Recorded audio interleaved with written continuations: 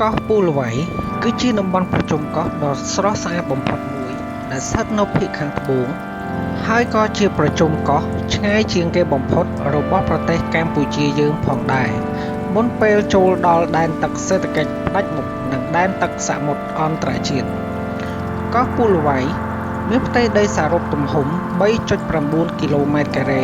ដែលមានប្រជាជនជាមធ្យមរស់នៅលើកោះពូលវ៉ៃ48នាក់ក្នុង1គីឡូម៉ែត្រការ៉េវាជាបណ្ដុំប្រជុំកោះដែលមានកោះធំៗចំនួន2ដែលឃ្លាតពីគ្នាប្រហែល 1.2 គីឡូម៉ែត្រដែលមានថ្មបប្រាស់ទឹកមានបណ្ដោយលាតសន្ធឹង5គីឡូម៉ែត្រទទឹងប្រហែល 1.5 គីឡូម៉ែត្រ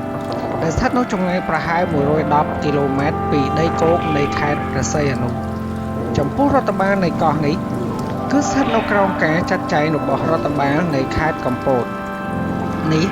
យោងទៅតាមការសរសេររបស់ website Wikipedia ពាក្យភូលវ៉ៃមានដើមកំណត់ពីភាសាម៉ាឡេហើយពាក្យភូលូគឺបានមកពីភាសាចាម កន្លែងដែលខ្ពស់បំផុតនៃកោះនេះជាមធ្យមគឺ20ម៉ែត្រហើយនឹងកន្លែងខ្ពស់បំផុតនៅលើកោះនេះប្រហែលមាន24ម៉ែត្រពីលើនីវ៉ូទឹកសមុទ្រផ្ទៃដីនៃកោះគឺគ្របដណ្ដប់ទៅដោយព្រៃឈើប្រមាណ 62% នៃផ្ទៃកោះទាំងមូលដែលភាគច្រើនវាចែកទៅជាតំបន់ដីសើម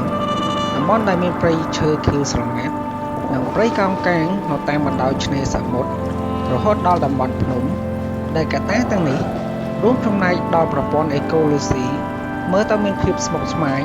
និងអាស្រ័យគ្នាទៅវិញទៅមកដែលជាចំណុចនៃជីវៈចម្រុះគ្រប់គ្រងនៅប្រភេទសត្វជាច្រើនដែលរស់នៅក្នុងព្រៃទាំងនោះគួររំលឹកផងដែរថាកាលពីសម័យមុនកោះទាំងនេះគឺជាផ្នែកមួយនៃការទាមទារទឹកដីទូតស៊ីគ្នារវាងប្រទេសកម្ពុជាថៃនិងប្រទេសវៀតណាមហើយក៏ជាតំបន់ក្បែរកោះតាងដែលវាមានការប្រយុទ្ធគ្នារវាងកងទ័ពសហរដ្ឋអាមេរិកនិងកងទ័ពខ្មែរក្រហមដែលឈរជើងលើកោះតាងនៅថ្ងៃទី12ដល់ថ្ងៃទី15ខែឧសភាឆ្នាំ1975បញ្ហានេះកើតឡើងនៅពេលដែលខ្មែរក្រហមបានកាន់កាប់ប្រទេសកម្ពុជាទាំងស្រុងបន្ទាប់ពីផ្ដួលរំលំនៅរបបសាធារណរដ្ឋលន់នល់នៅថ្ងៃទី17មេសាឆ្នាំ1975និងចាប់ផ្ដើមពង្រឹងនៅព្រំដែនទឹករបស់ខ្លួនដោយបានឃាត់នៅនាវាពាណិជ្ជកម្មសហរដ្ឋអាមេរិកមួយឈ្មោះថា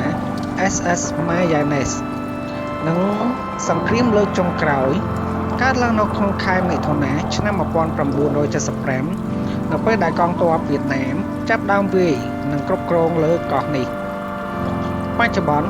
ដោយសារមានទឹកសមុទ្រខៀវថ្លាឈ្វេងនិងជាបណ្ដុំអេកូឡូស៊ីនៅបាតសមុទ្រជាពិសេសគឺមានផ្កាថ្មដ៏ស្រស់ស្អាតល្អឥតខ្ចោះដែលធ្វើឲ្យដែនកោះមួយនេះជាកន្លែងទាក់ទាញមួយសម្រាប់អ្នកដែលនិយមការមុជទឹកមើលជីវៈចម្រុះនៅបាតសមុទ្រនិងការថ្មជាដើមហេតុនេះដើម្បីធ្វើដំណើរទៅកាន់កោះនេះបានភ្ញៀវទេសចរត្រូវចំណាយពេលរៀងយូរបន្តិចតាមរយៈការជិះទូកឬក៏អូប័រនៅពេលទៅដល់ទីនោះភ្ញៀវទេសចរអាចសម្រាកបោះតង់ឬជិះទូកស៊ូត្រីដោយអមជាមួយនឹងទេសភាពនិងទឹកដ៏ថ្លាឈ្វេងហើយមើលឃើញដល់បាតថែមទៀតផងក្នុងនាមជាជនជាតិខ្មែរតើលោកអ្នកពិតជាចង់ទៅទស្សនាដើម្បីឲ្យបានស្គាល់នៅកោះដ៏សែនឆ្ងាយរបស់យើងម្ដងដែរឬទេសូមអរគុណសម្រាប់ការទស្សនាវីដេអូមួយនេះ